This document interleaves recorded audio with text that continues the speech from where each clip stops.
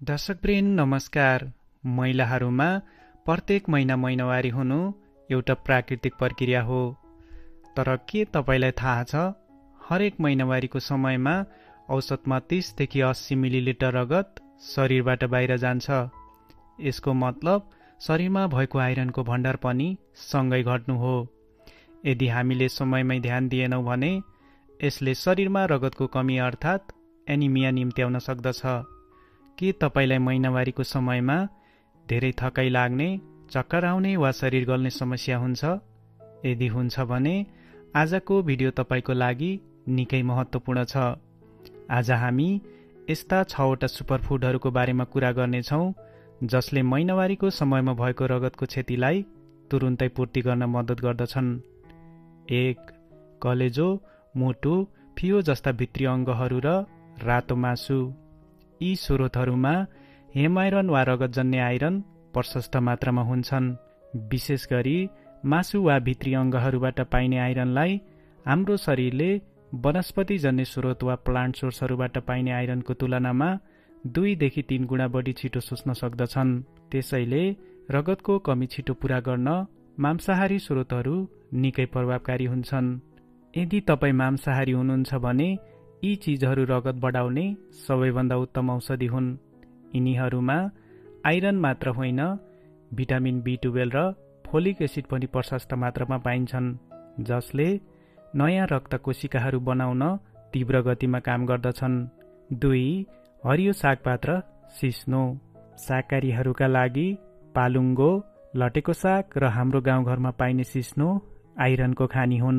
3. चुकन्दर र अनार।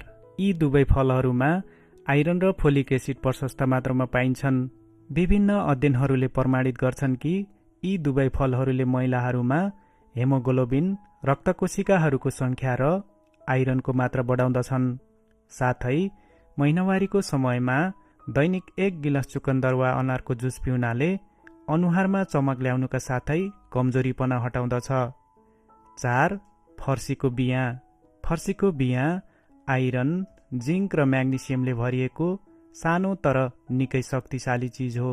वैज्ञानिक प्रमाणहरूले देखाउँछन् कि फर्सीको बियाँमा भएको आइरन, जिङ्क र म्याग्नेसियमले रगतको मात्रा बढाउँदछ, साथै महिनावारीको समयमा हुने क्र्याम्प्स वा दुखाइलाई कम गर्दछ।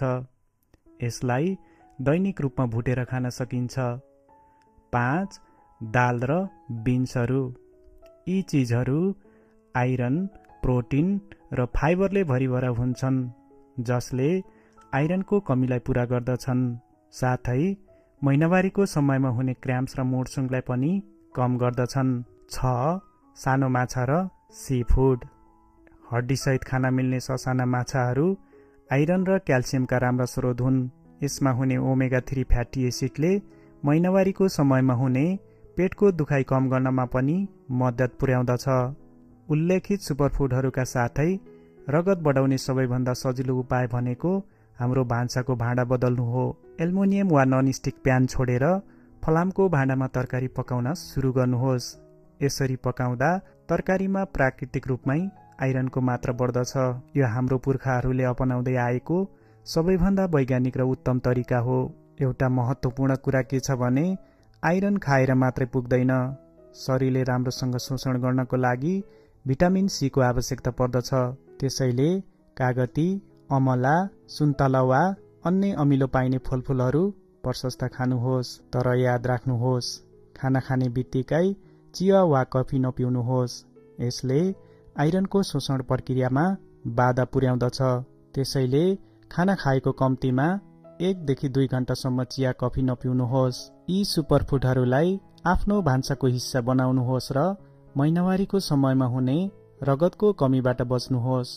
यदि तपाईलाई धेरै नै गाह्रो हुन्छ भने चिकित्सक वा स्वास्थ्य कर्मीको सल्लाह लिन नभुल्नुहोस्। तपाईलाई यो जानकारी कस्तो लाग्यो कमेन्टमा लेख्नुहोस्। यदि यो भिडियो उपयोगी लाग्यो भने आफ्ना साथीहरू र परिवारका सदस्यहरूलाई सेयर गर्न नबिर्सिनुहोस्। यस्तै स्वास्थ्य सम्बन्धी जानकारीका लागि हाम्रो च्यानललाई सब्स्क्राइब गर्नुहोस्। स्वस्थ रहनुहोस्, खुसी रहनुहोस्। नमस्कार।